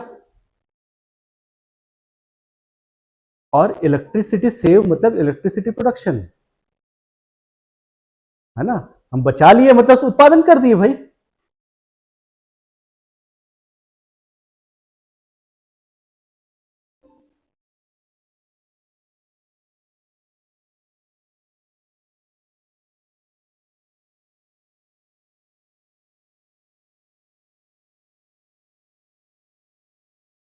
तो पहला स्टेटमेंट सही है, इलेक्ट्रिसिटी कंजप्शन कम कर सकता है, बिल्कुल सही है, ठीक है ना। Meaningful short stories and songs बना सकता है, बना सकता है, हाँ बना सकता है, पर उस समय बना नहीं सकता था, है ना। डिसीज डायग्नोस कर सकता है, यस बिल्कुल कर सकता है। टेक्स्ट टू स्पीच कन्वर्शन कर सकता है, बचपने से करते आ रहे हैं, ठीक है ना। Wireless transmission of electrical energy को वायरलेसली ट्रांसफर करना, मतलब मेरे को करंट लगाना है इनको, तो वायरलेसली यहीं से करंट लगा दूं मैं। नहीं है पॉसिबल, नहीं है पॉसिबल, है ना। एआई से पॉसिबल नहीं है एक्चुअल में, दूसरे टेक्नोलॉजी से पॉसिबल हो सकता है, पर एआई से पॉसिबल नहीं है। उनको मेरे को क्या करना पड़ेगा, उनके पास रिसीवर होना चाहिए।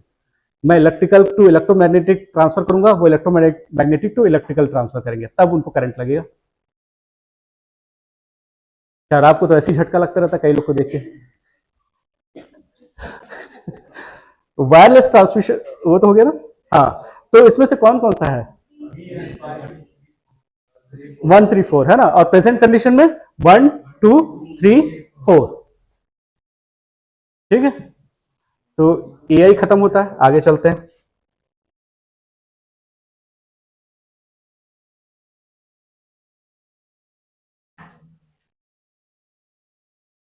अब एआई जिस पे काम करता है, जैसे क्या है, क्रिप्टो करेंसी जिस पे काम करता था वो था ब्लॉकचेन टेक्नोलॉजी, है ना।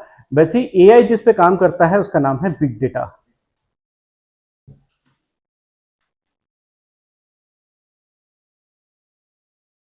एआई जिस पे काम करता है उसका नाम है बिग डेटा। क्या है कि उसको, जैसे चैट जीपीटी का कोडिंग करने से पहले उसको इतना सारा चीज सिखाया गया होगा, कितना वॉल्यूम ऑफ इंफॉर्मेशन उसके पास होगा चैट जीपीटी के पास, है ना। उसको मिलियंस ऑफ बुक्स उसको को कोडिंग सिखाया गया, पढ़ाया गया, उसके बेसिस पे वो आंसर कर पाता है, ठीक है ना। तो जितना ज्यादा डेटा होगा उतना अच्छा एक्यूरेट इंफॉर्मेशन वो दे पाएगा। इसलिए आर्टिफिशियल इंटेलिजेंस के लिए उसको नंबर ऑफ सैंपल्स बहुत ज्यादा कलेक्ट करवाने होंगे, है ना। तो यहाँ पे बिग डेटा का बहुत बड़ा रोल है। मैंने जैसे बताया कि मुझे अगर किसी के घर में चोरी करना है और मैं 1 साल का डेटा निकालूं या 1 हफ्ते का डेटा निकालूं, तो दोनों में डिफरेंस आएगा ना। 1 साल के डेटा में मैं कभी कुंभ के स्नान करने भी चला जाता हूँ, ठीक है ना। पर 1 हफ्ते में तो हर हफ्ते तो कुंभ का स्नान में नहीं जाऊंगा। मतलब 1 साल का डेटा मुझे प्रॉपर प्रॉपर डेटा देता है। आर्टिफिशियल इंटेलिजेंस ज्यादा अच्छा होगा अगर मेरे पास ज्यादा सैंपल्स होंगे, ज्यादा डेटा होंगे। तो यहाँ पे बिग डेटा का बहुत बड़ा रोल है। देखा जाए तो गूगल आपका कितना वॉल्यूम ऑफ इंफॉर्मेशन अपने सर्वर में फीड करता रहता होगा, ये अभी इधर गया, ये इसको कॉल किया, उसके इसने ये मोबाइल पकड़ा, अभी मोबाइल चेंज हो गया, सारा तो एंड्रॉयड है, गूगल है ना, इसने ये सर्च किया, वो किया, सारा चीज उसके पास इंफॉर्मेशन है गूगल के पास। किस लेवल का इंफॉर्मेशन उसके पास होगा, उस हिसाब से आपके हिसाब से जो सुटेबल चीजें हैं वो आपके लोकेशन पे आपको दिखाता है, आपके इंटरेस्ट के हिसाब से, है ना। अगर आप इस जगह पे हो, है ना, इस जगह पे हो, तो उनको ये पता है कि भाई आप न्यू राजेंद्र नगर में GIS में हो, तो यूपीएससी से रिलेटेड आपको इंफॉर्मेशन या न्यूज, या स्टेट पीएससी से रिलेटेड इंफॉर्मेशन या न्यूज आपको देता रहेगा, है ना। तो इसका मतलब क्या है, गूगल के पास इतना डेटा है एक आदमी का, है ना। तो सोचो इतने millions and billions of people हैं, उनका कितना डेटा उनके पास होगा। तो यही है बिग डेटा। अब बिग डेटा, डेटा से काम नहीं है, डेटा तो पहले भी हमारे पास थे, पर डेटा का एनालिसिस करना हमारे पास अब स्ट्रांग हो गए हैं हम। डेटा का प्रॉपर एनालिसिस करके उसको उसके मुताबिक हम सर्विसेज दे पाते हैं। हर एक पर्सन की नीड अलग है। आप देखोगे कि बिजनेस में, है ना, हर एक कस्टमर की नीड अलग अलग रहती है, तो हर एक कस्टमर के उसके इंटरेस्ट के मुताबिक उसको सर्व करना वो बिग डेटा में आता है। सोचो एक छोटा सा रेस्टोरेंट है ना, एक रेस्टोरेंट है जहाँ पे वो आइडेंटिफाई करता है कि जैसे अगर पोंगल फेस्टिवल है तो यहाँ पे साउथ इंडिया के लोग ज़्यादा आएंगे अभी, और वैसे ही म्यूजिक वो बजाने लगे, तो कस्टमर्स को ज़्यादा अच्छा लगेगा ना कि भाई एकदम लोकल फीलिंग आ रहा है करके, कर्नाटिक म्यूजिक चल रहा है, ठीक है। तो उसके पसंद के हिसाब से अपन अगर काम करें तो उसके लिए मेरे को इन्फॉर्मेशन चाहिए, और वो बिग डेटा से आता है। बिग डेटा देखा जाए तो आपकी डेली लाइफ में जो जो एक्टिविटी करते हो, जो भी काम करते हो, या जो भी प्रोफेशनली आपके पास जो भी चीज़ें हैं, वो सारे का इंफॉर्मेशन होना।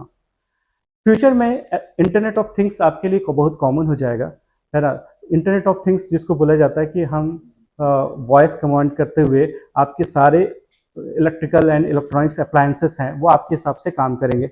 आपके उठने का जो समय है आइडेंटिफाई कर लिया कि 7 बजे उठ गए हो, लाइट ऑफ हो गया, लाइट ऑफ होने के बाद गीजर चालू हो गया, या ब्रश करने गए तो उससे पहले से ही आप गर्म पानी पीते हो तो गर्म पानी कर दिया। तो ये जो ये क्वेश्चन आया है भाई, एग्जैक्टली क्वेश्चन आया था कि ये किसका पार्ट है, ये ऐसा होने वाला है, ये किसका पार्ट है, तो ये आर्टिफिशियल इंटेलिजेंस का पार्ट है, सॉरी इंटरनेट ऑफ थिंग्स का, IoT का पार्ट है ना। इंटरनेट ऑफ थिंग्स होने वाला है कि अब CCTV, है ना, आपका एलेक्सा, स्पीकर्स, ये सारे आपस में कनेक्टेड होंगे। हाँ, लाइट्स ऑफ लाइट्स ऑन करना जो भी है, ये सारा चीज अब कनेक्टेड होगा, ठीक है। और इसी को इंटरनेट ऑफ थिंग्स बोलते हैं। इससे आपका बहुत क्रूशियल समय बचेगा। कैसे? आप जाना था 10 बजे, अब जल्दी जल्दी तैयार हो रहे थे, फिर लास्ट टाइम में याद आया अरे यार गीजर चालू नहीं किया, है ना, ठंडे पानी में ऐसे नहा लिया, ठीक है। रीजन क्या था? रीजन वही था। अब अगर बाई द वे ठंडे पानी में नहाने के कारण से बाई द वे आपकी तबीयत खराब होगी, 4 दिन का वेस्टेज हो गया ना। आपका एक दिन का सैलरी 3,000 या 4,000 अगर था, तो टोटल 16,000 का नुकसान हुआ एक गीजर नहीं ऑन होने से। समझ रहे हो ना। तो इस लेवल का नुकसान से बचने के लिए ही ये इंटरनेट ऑफ थिंग्स की जरूरत है, ठीक है। और इंटरनेट ऑफ थिंग्स किस पे काम करता है? Big data.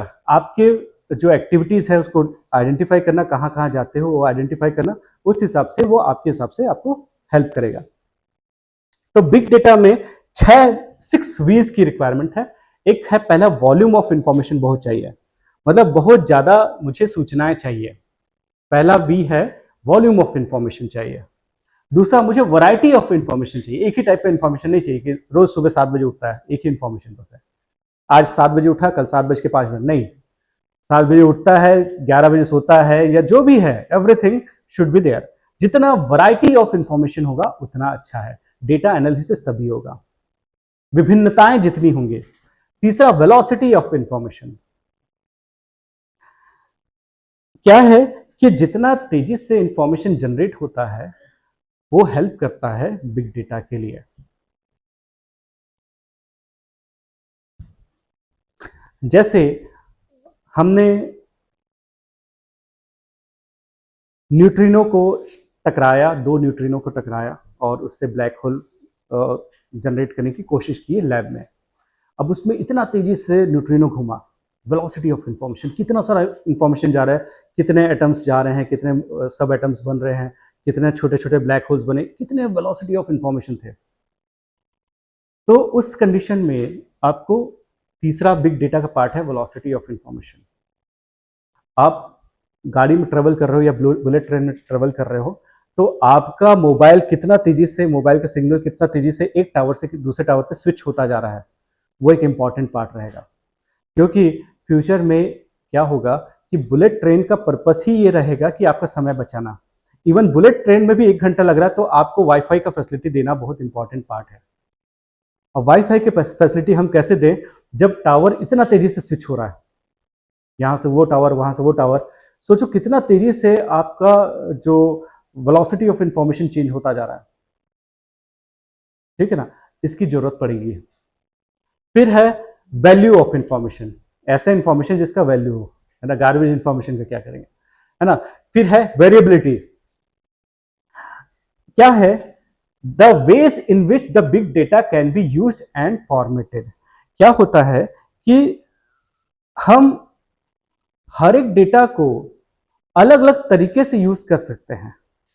जैसे जैसे रेलवे में जितने पैसेंजर्स जाते हैं उनके इंफॉर्मेशन से हमको क्या पता चलता है, बस इतने लोग ट्रेवल कर रहे हैं, बट हम उससे बहुत सारा इंफॉर्मेशन निकाल सकते हैं। कौन से सीजन में कितने लोग ट्रेवल कर रहे हैं, कहाँ से कहाँ लोग ट्रेवल कर रहे हैं, कितने लोग ये ट्रेन का मीडियम यूज कर रहे हैं, कितने लोग एसी का बोगी का टिकट करवा रहे हैं।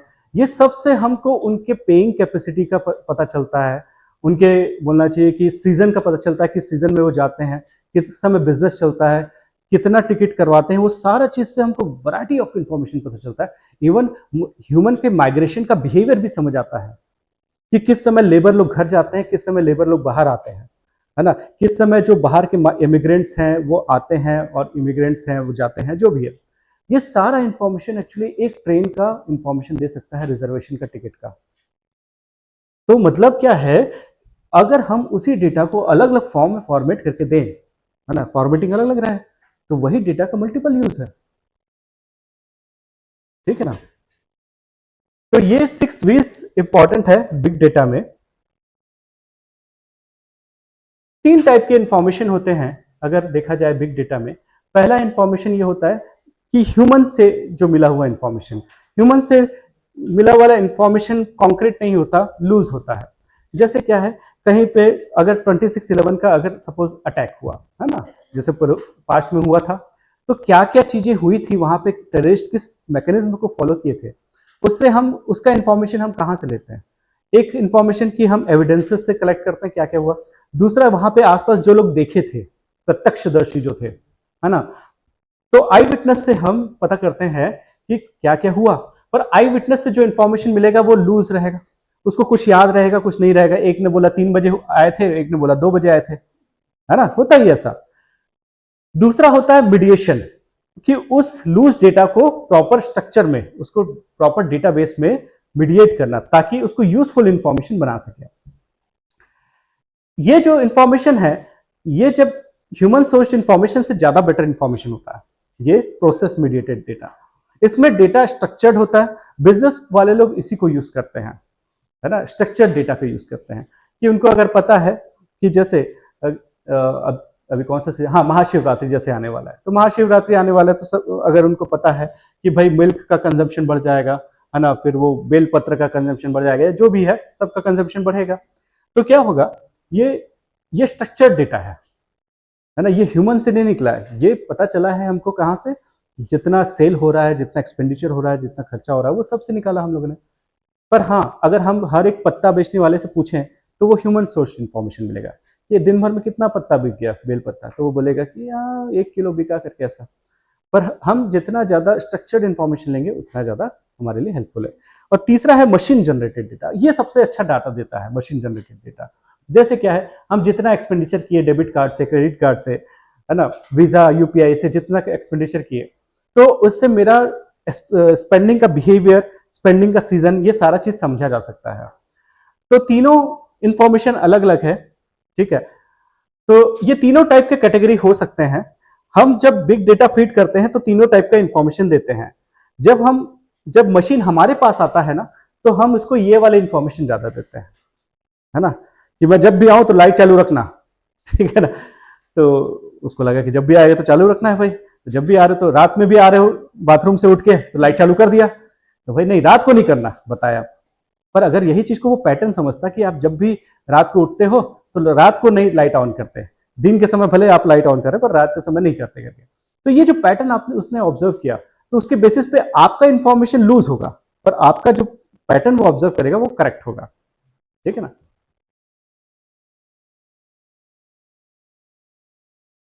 तो इसका एप्लीकेशन कहां कहां पे है? एप्लीकेशन बहुत सारा है ना। अब जैसे कृष्णा का जो क्रिमिनल इंफॉर्मेशन है वो बहुत ज्यादा उनके पास है, पुलिस के पास है ना। अब कहीं पे भी जाता है तो वो सस्पिशियस एक्टिविटी में आ जाता है, तो जितना ज्यादा इंफॉर्मेशन रहेगा कृष्णा के बारे में कि ये आदमी इधर पे पाया गया, इधर पे घूमता हुआ पाया गया करके, तो मतलब उस एरिया पे जब भी चोरी होगी या कुछ भी एक्टिविटी होगी कृष्णा को आइडेंटिफाई किया जाएगा क्योंकि इस एरिया का क्रिमिनल वही है, हा? वही किया होगा करके। तो क्रिमिनल एक्टिविटी को आइडेंटिफाई करने में हम हेल्प कर, ये अब देखोगे जो टेररिस्ट एक्टिविटी को हम कैसे फॉइल कर पाते हैं अगर पता होगा तो यही सारी एक्टिविटी से कि कहीं से आईईडीज आ रहे हैं, केमिकल्स आ रहे हैं, अचानक से कुछ लोगों का मूवमेंट उधर से इधर आ रहा है, इधर से कुछ लोगों ने सिम लिया, इधर से कुछ लोगों ने क्या किया, रेकी किया। ये सोचो कितने वॉल्यूम ऑफ इंफॉर्मेशन कलेक्ट करके हमारा जो इंटेलिजेंस ब्यूरो है या हमारा जो रॉ है वो बताता होगा कि इस एरिया पे ये लोग कुछ प्लान कर रहे हैं, isn't it? तो ये प्लानिंग का इंफॉर्मेशन हमको किससे मिलता है? बिग डेटा से। किस लेवल का इंफॉर्मेशन लोग ट्रैक करते हैं? आप देखोगे कि जब ना 1990 के समय ब्लास्ट हुआ था दलाल स्ट्रीट के पास, कौन सा जिसमें ये था दाऊद इब्राहिम, है ना। तो मुंबई ब्लास्ट वाला जो केस था, तो मुंबई ब्लास्ट के समय क्या हुआ था, एक स्कूटर में टिफिन के अंदर में बॉम्ब रखा गया था, वो स्कूटर चोरी हुआ था कहीं और स्टेट में, किसी और जिले में, है ना। अब स्कूटर आया दूसरे स्टेट में, वहां जाके उस पर बॉम्ब डाला गया और वो वहां जाके ब्लास्ट हुआ। एक जगह का चोरी का इंफॉर्मेशन अगर हमको पता चल जाए इधर से चोरी हुआ है, दूसरे स्टेट में आइडेंटिफाई कर ले कि यहाँ पे ये स्कूटर था, है ना, फिर ये स्कूटर का मूवमेंट इधर पे हुआ, इसका मतलब हो सकता है उसका क्रिमिनल एक्टिविटी में काम हो। जैसे मोबाइल का बहुत बड़ा यूज हो रहा है आजकल, मोबाइल आपकी चोरी होगी, वो चोरी हुआ मोबाइल कहीं और जाएगा, उससे फिर वो कोई कॉल करेगा, थ्रेट वाला कॉल करेगा, साइबर फ्रॉड पे कॉल करेगा, फिर उस मोबाइल को फेंक देगा या ओएलएक्स में डाल के सेल कर देगा। हमको लगा सस्ते में मिल रहा है मोबाइल, खरीद लिए, पता चला उस मोबाइल से क्या हुआ था, साइबर फ्रॉड हो चुका था।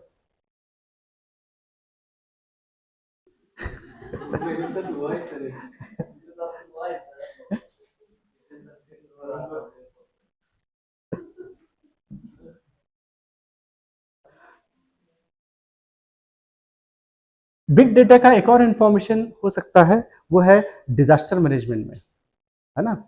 जैसे क्या है कि केदारनाथ बद्रीनाथ में इतने लोग जाते हैं, इतने लोग जाएंगे, उस जगह पे लैंडस्लाइड होने के चांसेस होते हैं, बारिश कितनी हो रही है, स्नोफॉल कितना हो रहा है।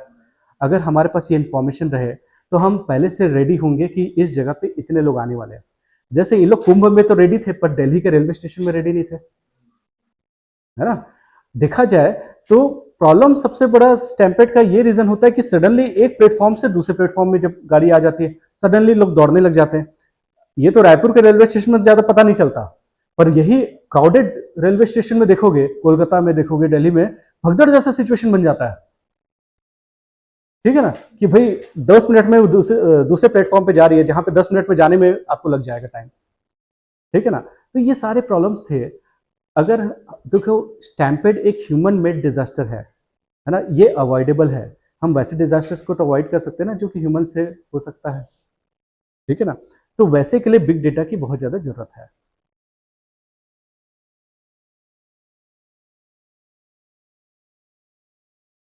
हाँ बताओ। सर ये जो दिल्ली वाला बताया हम्म। तो उसमें जो मतलब जो ये इन्वेस्टिगेशन हुआ था हम्म। तो रेलवे का पता चला कि टिकट जो है नॉर्मल से वो ज्यादा कटा था उस समय। हम्म। तो जो जनरल टिकट होता है वो बहुत ज्यादा कटा था। तो सर इन्फॉर्मेशन तो रेलवे के पास था उसका, लेकिन फिर भी वो लोग कंट्रोल नहीं कर एग्जाम पाए। सही बात है। देखो क्या है, अब ना गवर्नमेंट रूल ला रही है ना कि भाई आपको ज़्यादा टिकट्स देने नहीं है, जितने कैपेबिलिटी है, जितने ट्रेन में अगर चलो 100 डब्बा है तो 100 डब्बे के हिसाब से जितने लोग रहते हैं मैक्सिमम कितने लोग रह सकते हैं, इतने लोग। उससे ज़्यादा जाएंगे तो वो ट्रेन ओवरलोडेड हो जाएगा, अननेसेसरी क्राउडेड रहेगा, तो उससे ज़्यादा लोगों को देना ही नहीं है। ऊपर से करंट रिजर्वेशन वाला जो सिस्टम है कि हो सकता है वहाँ जाके टिकट मिल जाए, ये सब खत्म करना पड़ेगा गवर्नमेंट को। पहले से प्रिडिक्टेबिलिटी ले आना पड़ेगा कि इतने लोग हैं तो आपका टिकट कंफर्म है, तभी वहाँ पे जाओ, ठीक है। इससे बहुत सारी चीज़ें बचेंगे। लोग ना क्या करेंगे, प्लेटफॉर्म टिकट लेके क्या करेंगे, वहाँ पे चोरी करने भी तो जाते हैं, है ना, प्लेटफॉर्म टिकट लेके। तो ये सब बच जाएंगे, जिनका रिजर्वेशन है वही एंट्री करें। आप देखो कि फ्लाइट में क्या होता है, बोर्डिंग पास होता है, प्रॉपर तरीके से आप एंटर कर सकते हो, कोई भी नहीं पहुंच जाएगा कि फल्ली ले लो करके, है ना। तो हर कोई नहीं पहुंच सकता, क्योंकि भाई ऑथराइज्ड या ऑथेंटिक पर्सन ही जा सकता है। तो वैसे ही ट्रेन अब टाइम आ गया है कि रेलवे स्टेशन में भी वैसे ही लोग जाएं, वैसे लोगों की एंट्री हो, अब ये टाइम आ गया है। और खासकर ये स्टैम्पेड से हम ये सीख सकते हैं, ठीक। डिजास्टर मैनेजमेंट में इसका रोल है। गवर्नमेंट का जो आधार कार्ड है या डिजिटल इंडिया प्रोग्राम है, वो बिग डेटा से ही बेस्ड है ना। आधार में कितना सारे इंफॉर्मेशन आपका कलेक्ट कर लिया गया है, आपसे क्या क्या चीजें ले लिया गया है। देखा जाए तो प्राइवेसी एक बड़ा इशू है इसमें।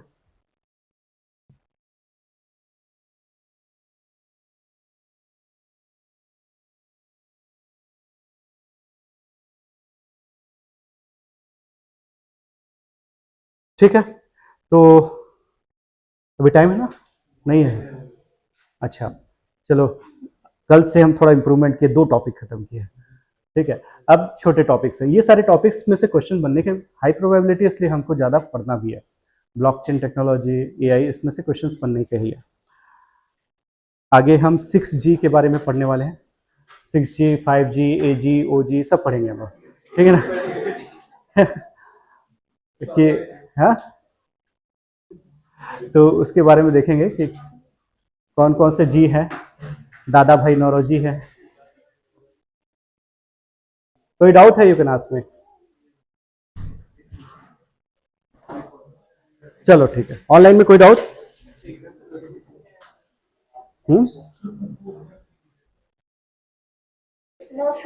नहीं है ना, क्या क्या किसमें? अच्छा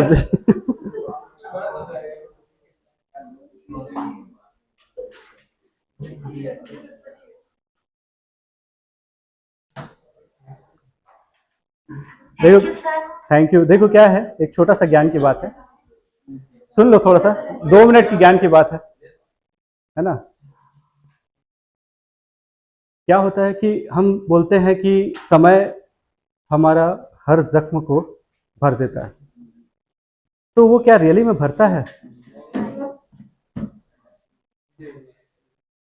समय जख्म के पेन को कम कर देता है, जख्म नहीं भरता। किसी किताब में धूल पड़ जाने से उसकी कहानी नहीं बदल जाती है। तो हमारे में पेन की कैपेबिलिटी बढ़ती है, पेन सहने की कैपेबिलिटी बढ़ती है, जख्म वैसे ही के वैसे ही रहते हैं। इसलिए जो जख्म आते रहेंगे, पर उसके कारण से हम मेहनत करना नहीं छोड़ेंगे, है ना। हम बस उसको फील करना कम करना चालू कर देंगे। जितना हम पेन सीखते थे, सहते थे, उससे ज्यादा कैपेबल हम हो जाएंगे। तो ज्यादा बेटर है अपने लोड को कम मत करो, अपने शोल्डर को वाइड करो, है ना। लोड तो आते जाते रहेंगे, पर अगर शोल्डर वाइड होगा, शोल्डर कैपेबल होगा, तो और ज्यादा लोड ले पाओगे। कृष्णा 4 लोग का लोड लेता है। पढ़ाई का मतलब, पढ़ाई का भी लोड लेता है ना, क्लासेस का लोड लेता है, बहुत सारा लोड लेता है। नहीं आता है ऐसा मत बोलो, टेस्ट में सबसे अच्छे मार्क्स उसी के रहते हैं। चलो ठीक है, बाय, थैंक यू।